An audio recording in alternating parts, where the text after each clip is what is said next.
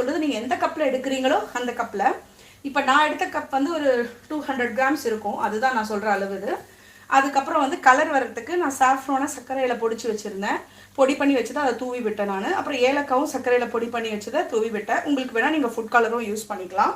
அதுக்கப்புறம் நடுவில் நம்ம கிளறி விட்டுட்டே இருக்கும்போது நெய் ஊற்றிட்டே இருக்கணும், நெய் ஊற்றி ஸோ அதை வந்து நல்லா வந்து இப்போ பாருங்கள் நெய் தனித்தனியாக ஹூஸ் அவுட் ஆகுது. அப்புறம் கடைசியாக முந்திரி பருப்பு நான் மறந்ததுனால ஸ்டார்டிங்லேயே திருப்பியும் நான் வந்து தட்கா பேன் வச்சு நெய்யில் வறுத்து கொட்டிட்டேன். ஸோ நம்ம சுவையான கேசரி ரெடி, அதாவது குங்குமப்பூ கேசரி ரெடி.